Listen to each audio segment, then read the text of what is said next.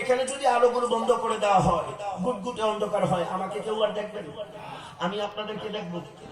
বলে আল্লাহর ওলিরা দেখেন, দুনিয়ার মানুষ আলো দিয়ে দেখে, বলে আল্লাহর ওলিরাও একটা আলো দিয়ে দেখে। বলে কোন আলো? বলে ফাইন্নাহুম ইয়ানজুরু বিনুরিল্লাহ, আল্লাহর ওলিরা দুনিয়ার আলো দিয়ে দেখে না, বলে আল্লাহর নূর দিয়ে আল্লাহর ওলিরা দেখে। তো আজকে যে আমরা এই সাহানে বসা, আমরা এই আকীদা নিয়ে এসেছি। হযরত কিবলা মাখদুম জুলফিকার কালামদার শাহজি বাড়ি আমাদেরকে ওনার মাকবারায়ে আজিম থেকে দেখছেন। জোরে বলেন, দেখে কি দেখে না? জোরে বলতে হবে, দেখে কি দেখে না? হাত তুলে বলতে হবে, দেখে কি দেখে না? দেখার ক্ষমতা দিয়েছেন কে? আরো জোরে কে? আরে কি দিয়ে দেখেন? বলে শাহজি বাড়ি লাইট দিয়ে দেখেন, আল্লাহর নূর দিয়ে দেখে। আর যারা আল্লাহর নূর দিয়ে দেখে তাদেরকে আল্লাহর ওলি বলে। আমাদের সমাজের মধ্যে কত বিষয় নিয়ে আমাদের মারামারি, কাটাকাটি। আহা, অনলাইনে সারা পৃথিবী আমাদেরকে দেখছেন, আমাদের কথাগুলো হয়তো আমি অযোগ্য মানুষ, আমার কথা একটু এলোমেলো বটে, কারণ একটা জায়গার তাসির আছে। এটাকে আবার উসুলের ভাষায় বলে শরফুল মাকান, শরফুল মাকান। কিছু কিছু জায়গা ব্যক্তির কারণে দামি হয়, আর কিছু কিছু ব্যক্তি জায়গার কারণে দামি হয়।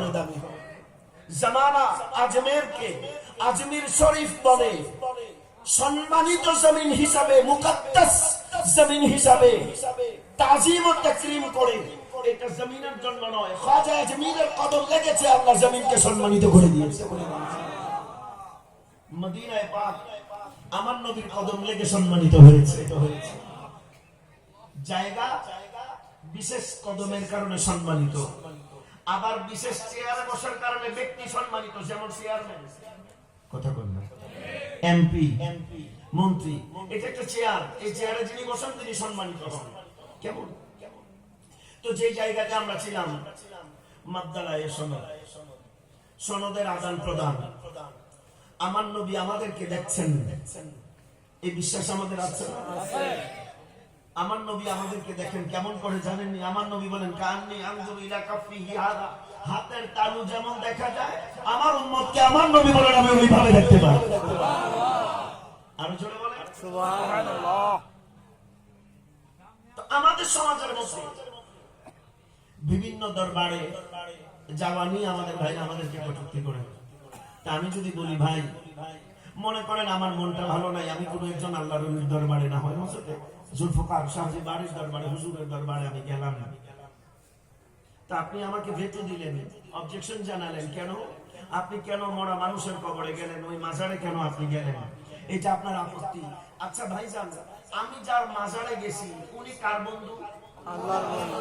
একটু আওয়াজ দিয়ে কথাগুলো বলতে হবে, কার বন্ধু? আর একটু জোরে বলেন তো। আচ্ছা এইবার আসেন আমরা জাগতিক দৃষ্টিভঙ্গি থেকে, আমাদের সামাজিক ভাবে, যেহেতু মানুষ সামাজিক জীব, আমাদের মন টন যখন খুব খারাপ হয়, পারিবারিক জীবনে আমরা যারা অভ্যস্ত, আমরা বহু সন্তান আছি, দুঃখের কথা মা বাবার সাথে শেয়ার করা যায়? বহু স্বামী আছে, স্ত্রীর সাথে নিজের দুঃখের কথা শেয়ার করা যায়? যায় না। তো ওই সময়ে, ওই ক্লান্তিকালে দেখা গেল যে কোনো বিষয়ে আলাপ আলোচনা করার জন্য, দুঃখটা শেয়ার করার জন্য আমরা কারে ফোন দিই? জোরে বলেন না, সবাই মিলে কোন আমরা আমাদের বন্ধুদের কাছে গিয়ে কান্নাকাটি করি, দুঃখের কথা কই।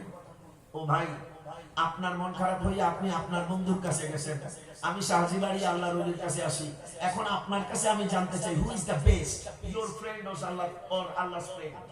কার বন্ধু উত্তম? আপনার কাছে আমি জানতে চাই, আপনার বন্ধু উত্তম না আল্লাহর বন্ধু? তো উত্তর যদি আল্লাহর বন্ধু উত্তম হয়, তাহলে আপনার বন্ধুর কাছে যাওয়ার চাইতে আল্লাহর বন্ধুর কাছে যাওয়া উচিত। সুবহানাল্লাহ। আর আল্লাহর বন্ধু কেমনে তৈরি হয়েছে জানেন? ওই যে নিজামুদ্দিন মেহবুব ইলাহি আসছেন কত বছর পরে? 8 বছর। আওয়াজ কমে গেছে, কত বছর? 8 বছর পরে আসছে। গভীর রাত, দরজা আওয়াজ দিয়েছেন, মা জননী দরজা খোলেন নাই, জিজ্ঞাসা করছেন ভিতর থেকে কে? বলে নিজামুদ্দিন। কোত্থেকে আসছো?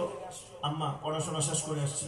দস্তারবন্দি হয়েছে? আম্মা হয়েছে। সনদ অর্জন করেছো? হয়েছে। আমাদের সমাজে এখন সনদ মানে সার্টিফিকেট মনে করে, আসলে সনদ মানে সার্টিফিকেট নয়, এটা তো একটা দুনিয়ার স্বীকৃতি, একাডেমিক স্বীকৃতি, বোর্ডের মাধ্যমে যেটা আসে, ইউজিসির মাধ্যমে আসে, কারিকুলাম বোর্ডের মাধ্যমে আসে, উচ্চ মাধ্যমিক বোর্ডের মাধ্যমে আসে, কিন্তু উসুলগত যেই সনদ এগুলো ভিন্ন পরিভাষা। আল্লাহ যদি চায় অন্য কোনো দিন বলবো। আল্লাহ তৌফিক